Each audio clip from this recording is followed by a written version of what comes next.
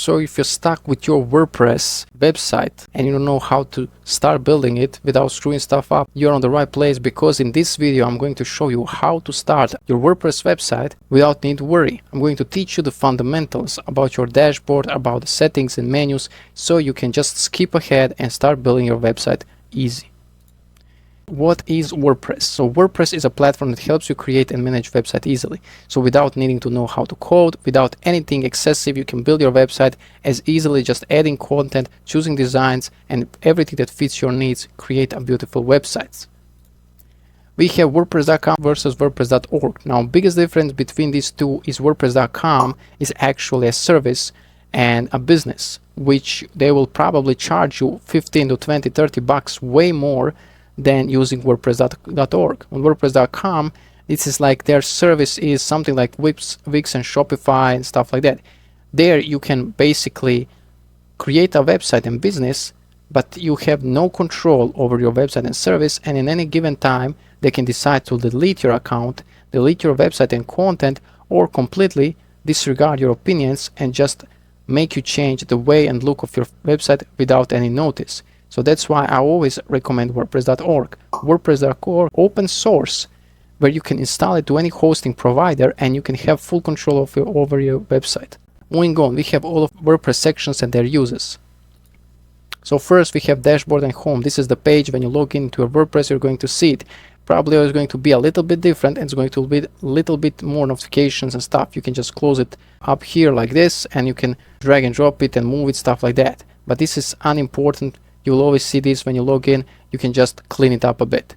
Moving on, we have updates. This is the section where you're going to update your WordPress website version. You're going to update your themes, plugins, and so on. So everything that needs to updating is going to be revealed right here, and you will have options to update it manually, or you can put it to update it automatically. I would definitely tell you to update it manually, because sometimes these updates can break your website because they are too new and not everything is updated at the same time. Moving on, we have posts. Now posts are where you're going to have all of your posts shown. So everything from articles, blog posts, stuff like that is going to get categorized right here and shown. You're going to see the name of your post, you're going to see the category, tags, author, you're going to see the date when you last modified your post, and some of the SEO details if you have plugins. Usually this is not shown unless you have specific plugins, so don't worry about that. Again, you can create posts right here, or you can even click on the button in the left section menu. Moving on, that's the shortcut. You can click on the left side. This is the menu part. You can click it and you can just keep entering this page. So this is just a shortcut, and it's not just a shortcut key. Moving further, we have categories. Now categories are basically what they are. So you're creating categories for your articles and pages. You can name them. You can create a slug, which is basically part of your link URL, so people that visit your website don't see the symbols and numbers, but they see the name of your category, something like fixing cars or gardening or whatever your category, maybe cooking and recipes. That can be your slug, same as your category name.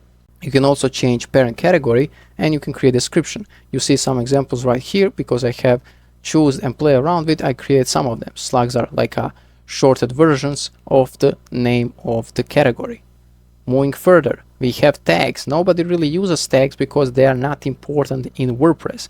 Unlike social media where everybody's all about tags, here tags are not that necessary or used. Now you can use them and you can name them, you can put them wherever if you really want to add that extra 0.5% or 1% to your SEO rankings, but I wouldn't really bother with them. And there are also some themes and plugins that do better work by using tags included in them. We have media library, the biggest page and biggest part where you're going to spend most of your time uploading your content, such as GIFs, images, PDFs, and more, videos, stuff like that. Everything that goes on your page and your WordPress blog, website, whatever, e-commerce store, is going to first be uploaded through library. Now you can directly upload if you want here, or you can just start creating your post, article, and just drag and drop it inside there. Moving on, again we have another shortcut just to upload stuff through here for the media file. Not really used, completely useless in my opinion. Moving further, we have pages. Now this is the part where you're going to see all of your pages. So something like blog, home page, contact page, about us page, everything is going to be displayed here. You can delete them, you can disable them, you can draft them. If you're not sure, if you're not finished, you can create these drafts and you don't need to publish them immediately. You can see when you last published and edit them and stuff like that. Same thing as with posts, and just pressing on this add new page is going to throw you in the editor and you can edit these pages, looks and style and everything in between. Moving forward, we have a shortcut for add pages. Same thing as with posts. Just clicking on this left button right here is going to enable you to skip this, entering this pages page. So you can just skip, just pressing this and going to editor straightforward. I don't really use it. You can if you want. Comment section, this is the section where you're going to see all of your comments on your blogs, articles, whatever. You can also disable comments, you can remove comments, and you can also control comments, which comments will be displayed and which are be deleted or not shown, stuff like that. Moving forward, we have appearance. Now under appearance, this is a theme tab, which is everyone's talking about. This is the place where you're going to choose your theme. So this is the Cadence theme that I chose for my blog website. It's a free theme, anyone can choose which you like. But the thing is, you would need to go through this add new theme and choose it inside a different library of themes. There are free and paid themes, so choose what you want. Now down below you can find customize button to enter the editor for your theme. You can customize the look and style and feel of your theme through this button right here. You can also click the link on the left side, which we are going to go to now. There are also widget menus and different templates. Some themes have templates, some don't. Other themes might require you to install plugins to get templates. Moving forward is again that hotkey subpage that I said before. It's on the left side. Just going to skip this button. You don't need to enter the site. You can just go through this shortcut key if you want. We have widgets. Now widgets are like different little menus that you can put on the sidebars, which you can put on footers. You can basically put inside widgets, you can put anything. So these are like a small elements. You can put links, you can put text, you can put images, videos, carousels, products. You can put testimonials, price tags, whatever you want inside these widgets. Now, depending on your theme or page editor, you might have more widgets or less. So choose wisely when you're creating your website. Menus, basically creating a menu for your website is navigation system. So simple as it gets. Create a menu, choose the one that you want to edit. This is menu number 1. I have multiple, that's why I can edit multiple. I chose number 1. You can see I put my home page and blog page. I create them side by side. You can, drag and drop which one is first, which one is second. You can put posts, stories, links, categories. You can completely edit it the way you want, and it's simple as that. You can also live preview it before you publish it, so you know how it's going to look to your visitors. You will also probably need to create mobile menus, so when you looked on phone or looked on like a tablet, you would want to see a different version of menu. Moving to Cadence Start template, this is a special bonus appearance section settings because I had my Cadence theme. If you have any other theme, you might get this bonus section where you're going to get to edit settings of that theme. So settings like branding, colors, fonts, headers, stuff like that. My theme has it like this. Other themes might look different, but this is the settings for that specific theme. It's going to be definitely under the appearance tab. Might not be on the end bottom like me, but it's going to be here. Moving forward, we have file editor. I'm not going to touch this. Warning, do not touch this. It's extremely important to stay away, because if you screw something here, you might destroy your website. This is a basically coding part behind your theme. So whatever theme you choose to go with, this is the code behind it.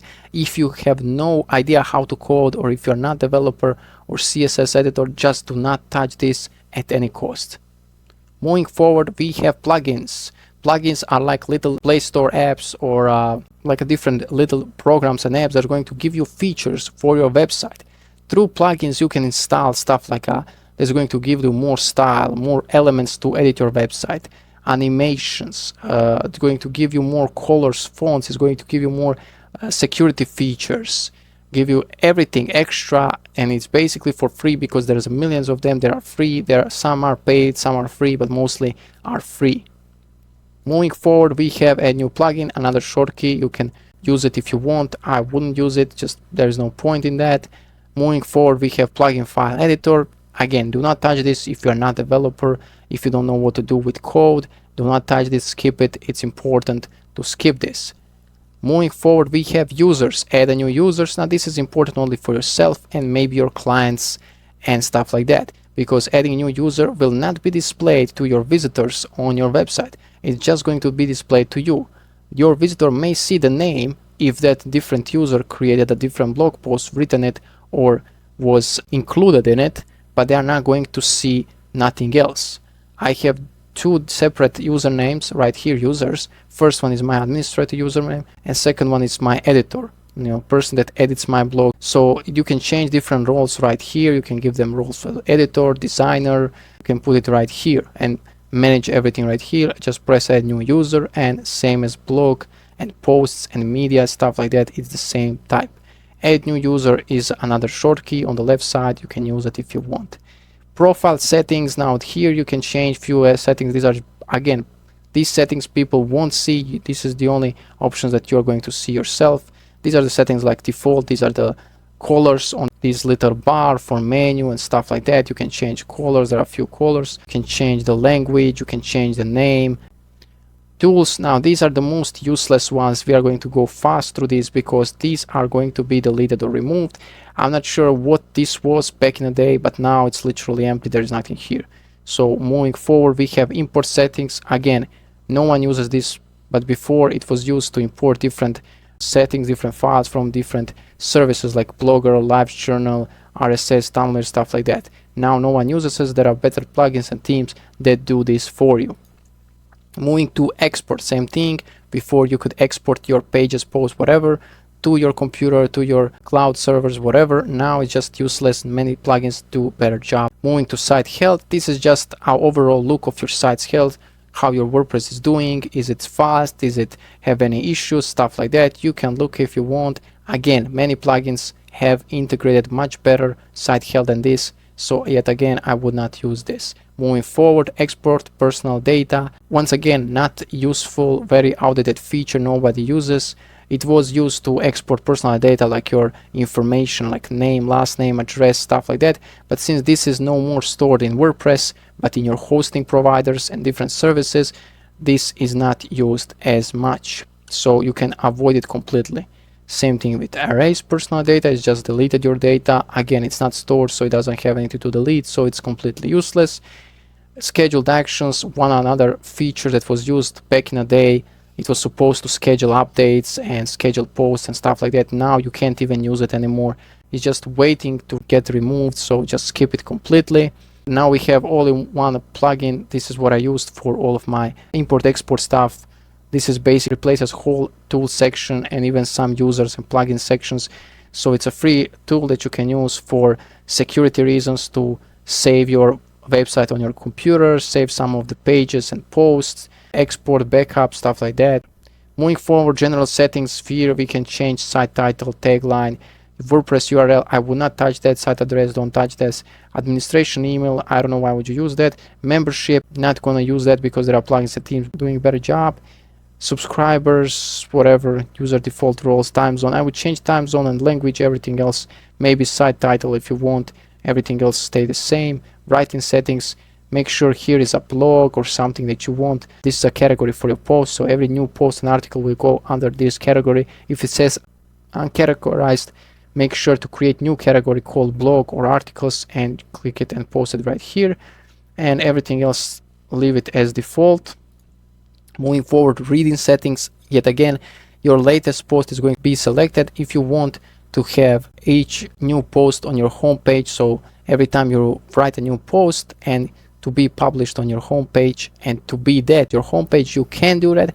I don't like that. I just create my static home page, design it look nice, just leave it always the same and select it here. My home page, post page is my blog page, so just select these two. Also this for each post in feed, so Google feed. When you type something in Google, you will see different articles and posts. Before you click on them, you will see the title and a little bit of text. Now, depending on these two settings that you decide, if you decide full text, your text will get cut off because your article is obviously much longer than few lines that are shown in Google. But if you choose the second options, it's going to show the first like a few lines that can fit and going to display it. Do not select the last option, discourage search engine from indexing, because if you select this, your website is not going to rank online. Moving forward, we have discussion settings. Now you can skip this completely, it's unnecessary. So just notifications for yourself, nobody's going to see that, just stuff that you're going to see through email or receive, like notification on updates and posts and comments and stuff like that. You can play around with that if you want. I don't really use this. Media sections, again, not useful, really outdated. Before you could use this to measure your thumbnail sizes, images, stuff like that. Now there are plugins that do this much better. Permalink settings, basically it's going to be selected on plain. You want to select it on post name. This basically means when you search online on Google, that URL, that link structure of yours, it's not going to be just gibberish and numbers and letters. It's going to showcase your custom domain name, your category page, your category name, your pages, posts, everything is going to be structured as it should be, and it's going to look professional, right? So that's all. Don't touch this below stuff unless you know what you're doing. Those are different tags and stuff. Just select post name and leave it at that and save it, obviously. Moving forward, privacy page, again, you can create it if you want. Not really necessary in my case, because you can create so many privacy policy page for free online. You can generate one for free here and just put it there if you want. You should always have privacy policy page, terms of service. Maybe if you're doing some advertising or maybe affiliate marketing, stuff like that, you would want to have advertising also page for maybe sponsorship, advertising, stuff like that. So it's up to you what you want to do, but have at least one of these pages just to make sure that you are a legit website, you're not some scam website, and so Google can actually process all required pages on your website. One of these plugins that I use to clean my website, because as you've seen right here in this video, there are so many trash settings and options that are not used anymore, just cluttering settings, just making the mess of the whole website. This plugin called Admin and Site Enhancement, you can download it through plugins and you can basically turn on any options you want, and you can create your own dashboard to look like this, or even to remove some of the settings that you don't want to completely style look and feel of WordPress any way you want. This plugin is free. They have a pro plan, but it's not really needed or necessary, right? I created it only to show posts and pages, because I only will create new pages and posts for my blog because it's already built. But if you want to see something like categories, plugins, themes, you can leave that also. But everything else is going to be shown under this show all settings, so you don't need to be worrying about not being able to go back and select some settings, stuff like that. This is just going to, every time you log in, it's just going to look like this, much more prettier. Moving forward, we have compatibility. Now, compatibility settings are very important and almost never mentioned in videos, so I'm going to kind of summarize it for you. Every theme, plugin, page builder has its own compatibility settings, which means they are not going to work together, right? Some of them will work together, like most popular page builders, plugins, stuff like that. They will work together. They will work nicely, great, amazing. But there are themes which are created by small creators that create like this, 1 rating, 5-star. That's great.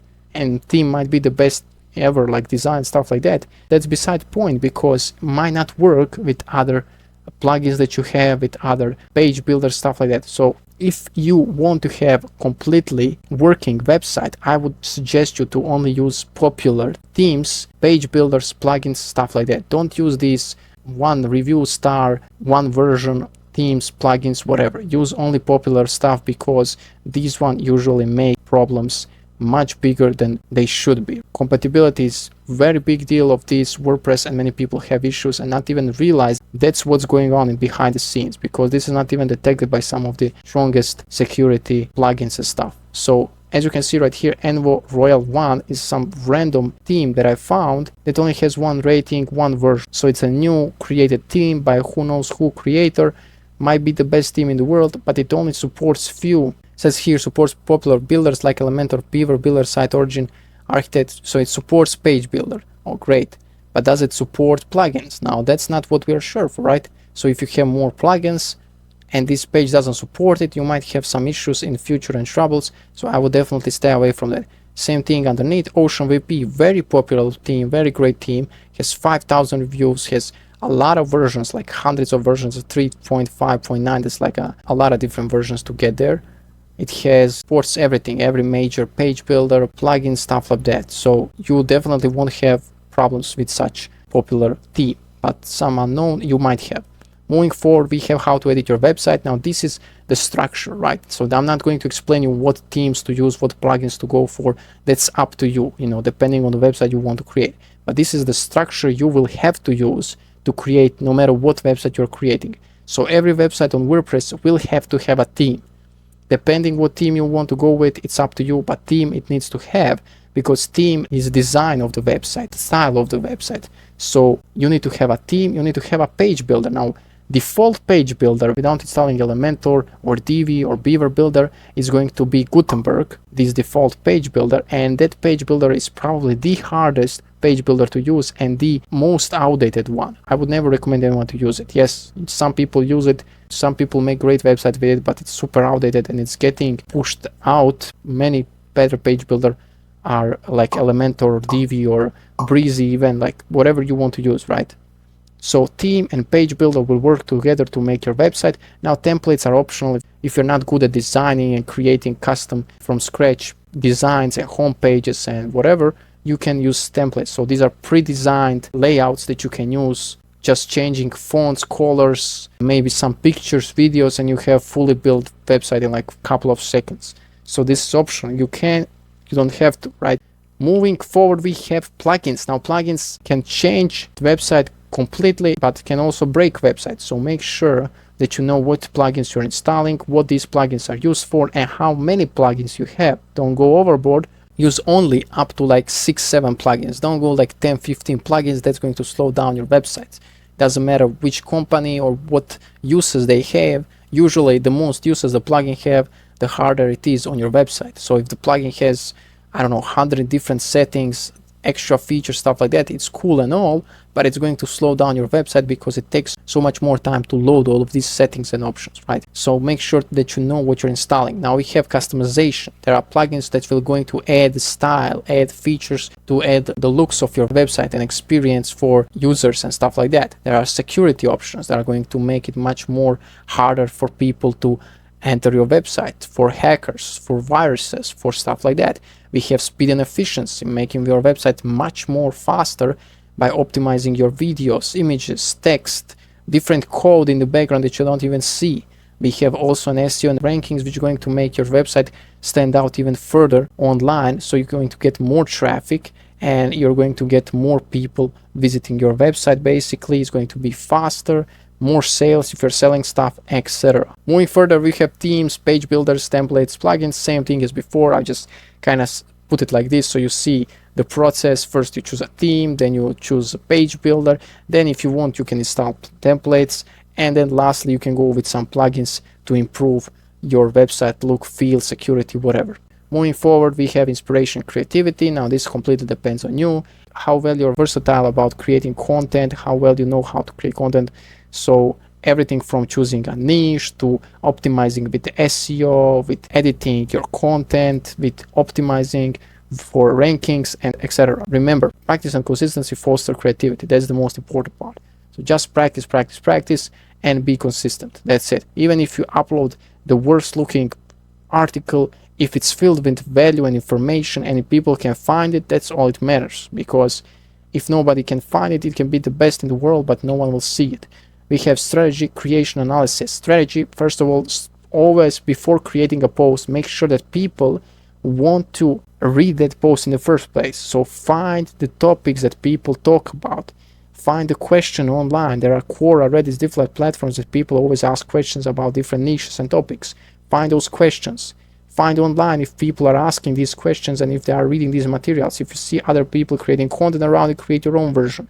Creation depends on you slowly because how much and how well you know how to create content, but it's easy when you see other creators, their own blog posts, videos, graphics. You can use different services that add you more stuff, and give you more like cool images, videos, graphics that you can add to your content and make it so much better. You can also link to others creators and their content to kind of emphasize your own content, your own, maybe it's an update to their content or it's another alternative look to their content, right? So it can be whatever. Analysis, always make sure that your content before publishing, everything looks great, the grammar is good, images are nice formatted, site loads well, content looks great, it's not super long, it's not super short, It's straight to the point, it's transparent, it helps user make sure, right? Consistency, be consistent with your content, publish it daily, monthly when you have time.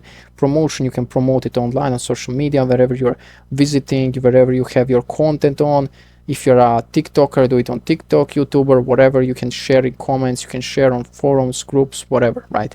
Engagement, you can always engage with your audience through comment section on articles and blogs, but you can also engage through social media, right? It doesn't need to be that you're only a blogger and only have a website. If you're on Instagram, hey, you know, share your content on Instagram, right? Create a smaller posts, or invite people from Instagram that follow you on Instagram to your content. You know, give them links, give them snippets of your post. And moving on, that's it basically. Congratulations on learning fundamentals of WordPress. Now that you know what to do and what options to stay away from, now you can start building your first WordPress website with confidence and passion. Creating a successful blog online is akin to crafting a masterpiece reminiscent of renowned painters' work. It demands dedication, consistency, and thirst for knowledge. And that's it. If you have any questions or you're afraid, confused, stuck, need more help, comment down below. I'm going to help you out with whatever you have. Hopefully you like this video. I'm going to create more videos like this in future. Subscribe and see you in the next video.